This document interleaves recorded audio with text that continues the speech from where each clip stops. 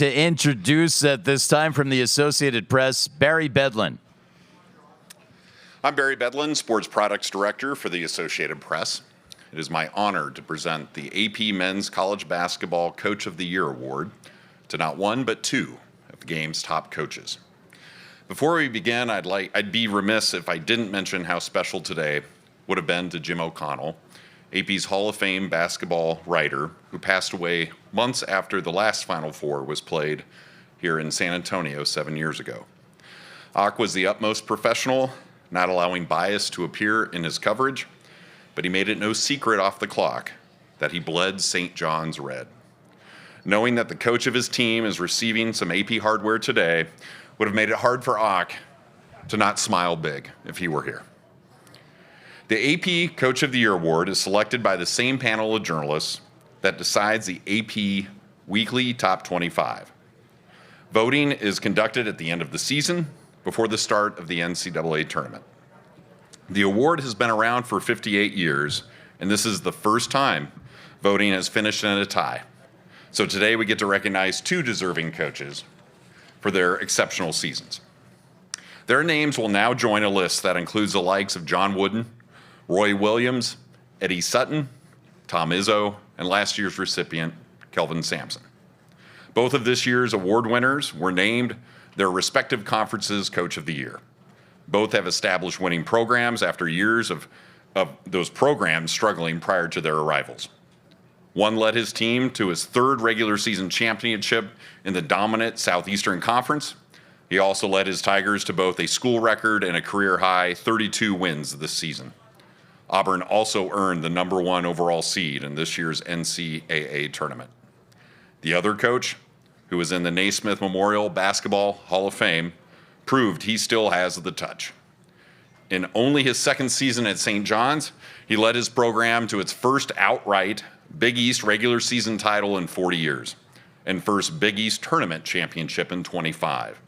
His team's 4 regular season losses were only by a combined 7 points.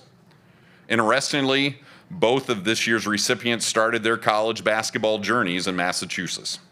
One is a point guard for UMass Amherst. The other is the student manager for Boston College.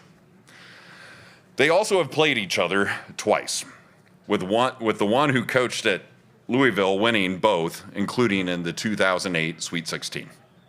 It is my honor to present this year's AP Men's College Basketball Coach of the Year trophy to both Rick Pitino and Bruce Pearl. And so what we're going to do here is the obligatory grip and grin for the photographers with each one. Coach Pitino, we'll start with you. And then we'll get a shot of both of you standing with the trophies. So.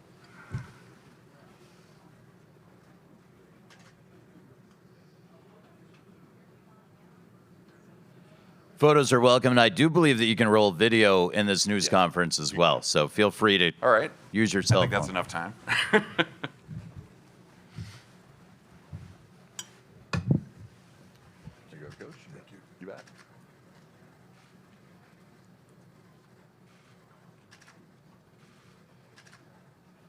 All right, and then what we'd like to do is have both of you, because I know Coach Pearl's going to have to head out early. We'll have both of you pose for a shot with the trophies.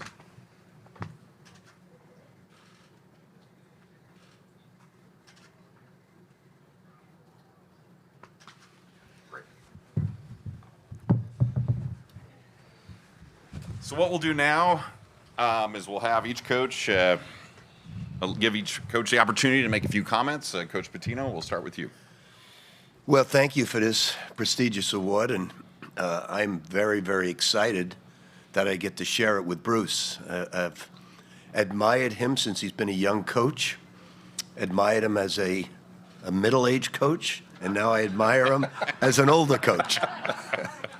I'm a lot younger than him, and so Bruce has been one of my favorites in coaching for a long, long time. He wins every place he's been, but he wins with his players having fun, with a great style of play. He's just terrific, and I just admire him so much since he's been young to now where he's coaching. And good luck in the Final Four. What a incredible season. So I'm just deeply honored. Thank the AP, and sharing it with someone like Bruce is just a special treat. Well, thank you, Coach. I've said this many times. The best coach I've ever gone up against was Rick Pitino. I remember being a manager at Boston College, and this young Italian kid would be sneaking into practice or coming watching Dr. Tom Davis's games, even when they weren't on the schedule, because he was a sponge. I didn't know then that that young coach would become one of the greatest coaches in the history of the game at any level. And I tried to emulate so many things about the way Coach Pitino coached, the way he loved his players, the way he built a staff, the way he won everywhere he had been, always giving his opponents, credit, respecting, honoring, the game. And while this is an incredible award, and I accept it on behalf of a great coaching staff, because Coach, we wouldn't be here without the men and the women that we have surrounding us. To have earned Coach Pitino's respect would be one of my greatest achievements as a basketball coach. I mean that with all sincerity. So what we'll do now is open it up for questions, but Coach Pearl is going to have to run off to practice here in just a few minutes, so we'd ask any questions directed specifically to him. Go to him first. If you have a question for Coach Pearl, please raise your hand. Let's get one down in the front or use that front left microphone. Bruce, Robbie Listella, Brackets.org. Obviously, you guys are in the midst of a big game tomorrow, but reflecting on this moment for you personally, from where you've been to now, what's this kind of feel like being recognized for your success? Well, it's an honor, and especially when you look at the people that you share that honor with. It is historic. We do want to try to make history. We want to try to make good history, and so that's why it's so important. But it is a reflection of the incredible hard work and efforts of my staff. You want to judge me? Judge me by the men and the women I surround myself with. Judge me by my staff, and this is ours, without question. So we're humble, we're grateful, and we got 2 more games to win. Coach Pearl is going to head out to practice after this John Fanta question. Back room, backside on the left. Bruce, John Fanta, Fox Sports. Both of you this season have given locker room access to cameras. And the energy within those rooms has produced some moments that a lot of people can appreciate. How do you balance the motivation, the pressing, the trying to get the very most that you've gotten out of this team with that love that you give to your group as well? Well, I'd like to think that I was all access before all access, right? We're coaches, we're teachers, we're ministers, we're pouring into our kids, and so to allow people to come in and listen to our messaging, Coach Pitino gave his young men about tough love, about accountability, about growing up. These are real life lessons. Yes, they're going to have a lot to do with the next 20 minutes about whether or not he was able to win that basketball game, but it's going to carry on to that and those life lessons. So, we don't mind letting people in. We don't ask that you agree with everything that we have to say or the way we even say it. But, Coach Pat Dye has said this: you can coach him as hard as you love him. Why is it that somehow your father or an uncle or a grandfather could say something to you that nobody else could say to you? And the reason why that's the case is because you know how much he loves you and cares about you. And so we can talk to our players. We can tell our players what we think. It doesn't make us always right, but it's going to be authentic, it's going to be real, and that's how you develop that trust. Coach Pitino's players trust him. They know he cares about them, and they trust his experience, and so that's why I'm grateful to be able to listen and learn. Last thing I will say is when I was a young Division II assistant coach, Bobby Knight's radio show was on before my radio show, and I drive from practice to try to get to my radio show, and I listen to him. Bobby Knight did not exactly respect the media like he should have, but he respected his fans. I listened to his radio show, and I learned about how to be a better teacher and how to be a better coach. And so that's why we open up our locker room. So we want to congratulate Coach Pearl and thank him for joining us here in the main interview room. Okay, you gotta take your. Yep, I'll get it to you. Coach Pearl and Auburn are headed to open practice out on the deck. We'll take questions for Coach Pitino. We have one in the back on the right side of the room. Dan. Rick, hey, Dan Wolken, USA Today. If you don't mind entertaining a question about the landscape of college sports and everything that's going on right now. Obviously, this revenue share cap coming in. What do you think is going to make this thing fail or work? Is it going to be the commitment of people to hold to it, or do you see, some outside forces here that, that are going to screw with this thing that they want to put in? I'm not often critical because I adapt to everything. I said, if these are the rules, let's try and get the most out of the rules that we play by. The only thing I'm very concerned about for young athletes today is some of the athletes and what they're being paid, this will be the most they'll ever make in their life. And that's not something I believe in. I believe you go out, you prove yourself, you make a little bit more, whether you graduate from Notre Dame and you go to Wall Street and you're working for $18,000 and you make a little bit more, then you're running the company 15 years later. And it bothers me a little bit that the money has gotten such that a young athlete's going to be making the most he'll ever make in his life as a young person. So that's the only thing I look at. Everything else, I'll see where the chips fall where they may and then try to figure it out. Next question up front on the left. Hoops is in the house. Hey, Coach, how are you? Coach, when you were younger, you were one of the best recruiters that I had seen in the country. Everything's changed now. What do you suggest to high school seniors now who know they might not be recruited either at their level or recruited at all? Yeah, but a year ago we recruited 3 freshmen, and this year we're not recruiting any, just because we're losing 3 great players. I'm smart enough to know coaches never win awards. Players win the awards for coaches along with their staff. So I know why I'm up here today. It's because of the hard work that my guys put in. But I will say it's a lot easier teaching older players than it is younger players. But the shame of it all, and I don't understand this, I coached in the EuroLeague for 2 years. They wanted no part of college guys, even if they spent 4 years.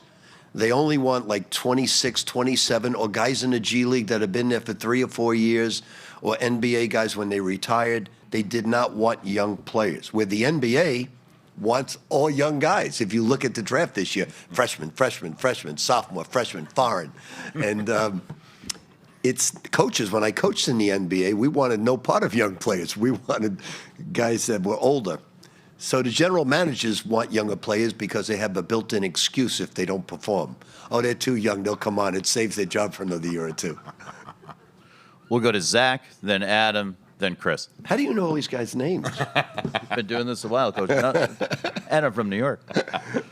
Zach Brazil, New York Post. What's up, Ray? Congrats. Thanks, Zach. You've never won this award before. So it's a 2-part question. What does it mean to you to win this award? And number 2, does winning an award, does that motivate you in terms of to continue to do what you're doing? Well, it's funny because I said to my wife, this is the second time I've won this award. And she said, no, you won the Wooden Award right away. I said, oh.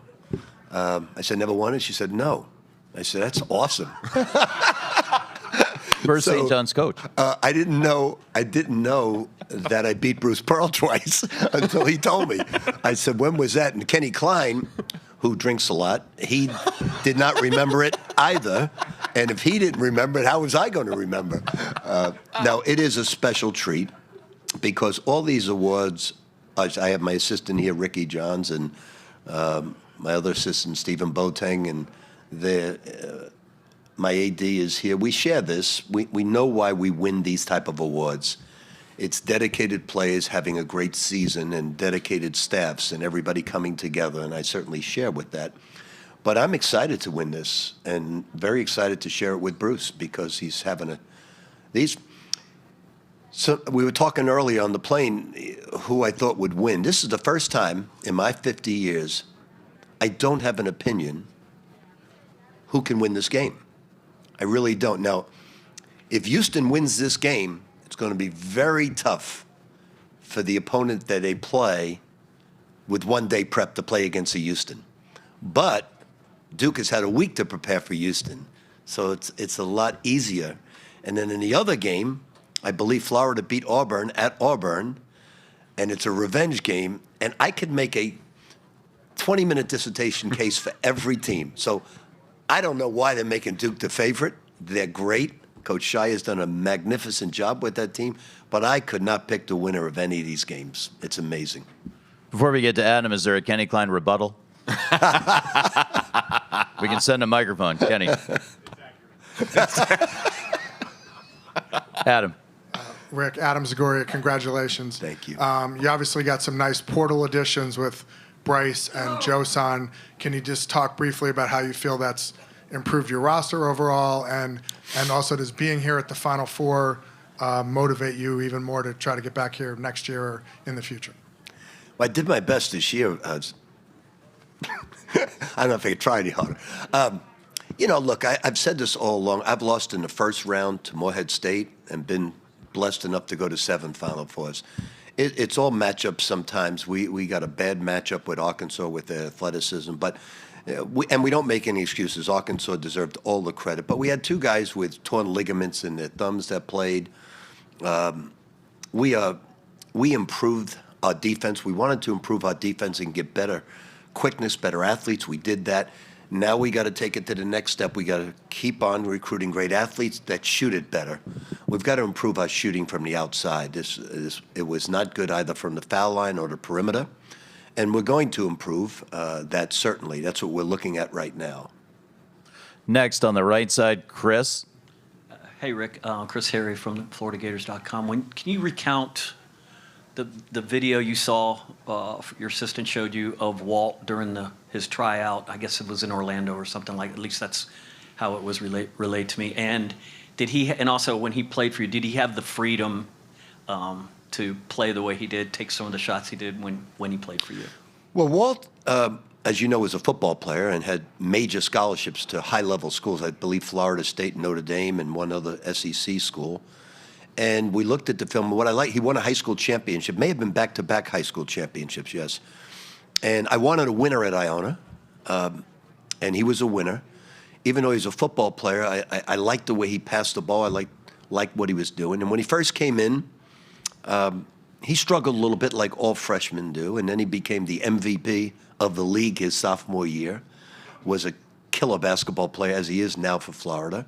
And I had one of the best backcourts. We actually were one of the few teams that was close to Connecticut at halftime. I believe, it's going to sound crazy, that Iona was a Sweet 16 team because we had one of the best backcourts and we had Nelly Joseph Jr. at center. Unfortunately, our matchup was the champions. But I had a great team for Iona, and it could have gone far, I thought, that year. And Walter Clayton, it did not surprise me that he's having the success he's having now. And I think Walt's going to be a great pro. He plays hurt. He plays all the time. He's a tough kid. He makes shots. He's a great passer. He lets the game come to him. He has quick hands. He jumps much better than people. His vertical's much better than people would ever see. And it was a treat coaching Walt. Great guy. Back of the room on the right, Eric. Eric Prisbell, Hoops HQ. Rick, you've seen a lot of great freshmen over the years. How would you assess where Cooper Flagg ranks among the great freshmen, specifically among those during the one-and-done era? Yeah, he's really special, and he really shouldn't be a freshman in college. He should be a high school senior, which is even more impressive. He's as good as I've seen in quite some time. There's been a lot of great ones. I'd certainly put him up with some of the best. And he's going to have a great pro career. What Duke is doing is kind of amazing to me. It's very difficult to win with freshmen, very difficult. But they're doing it. They're very well coached. They're very well drilled.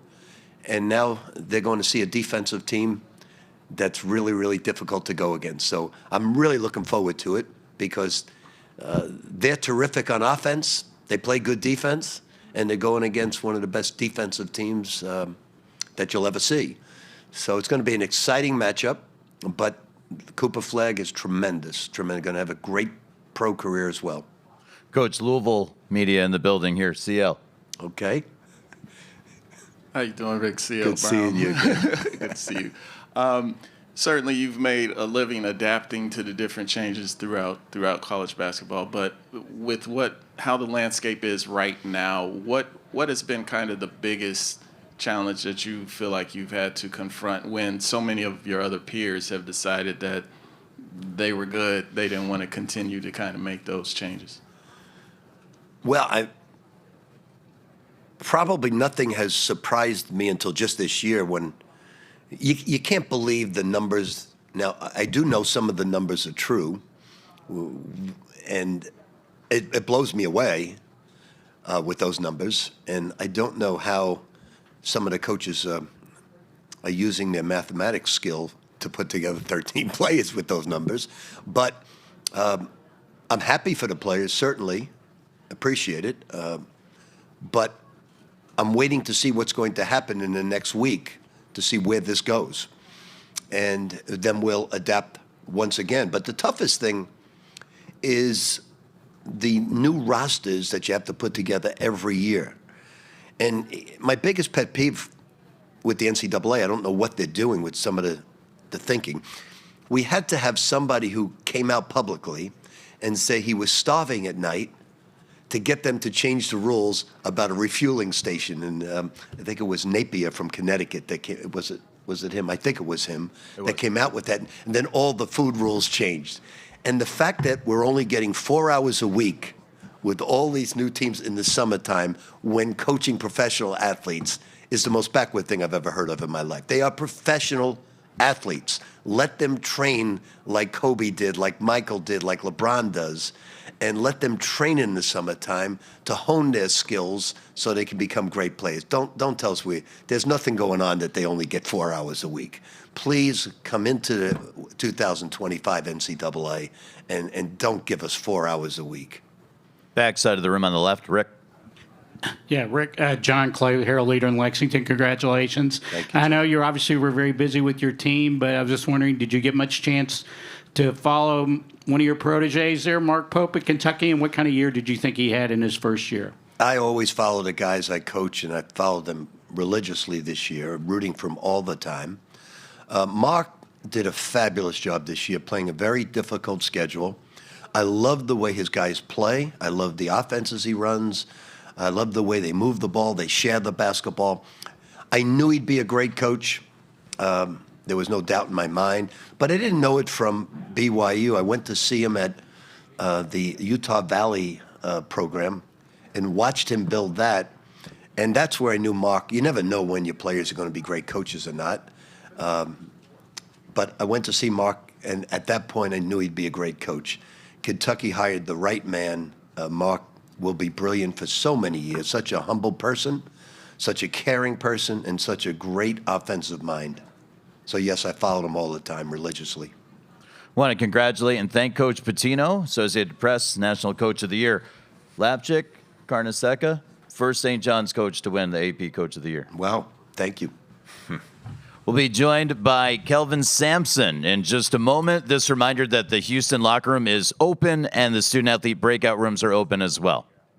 Eddie Cull in the building.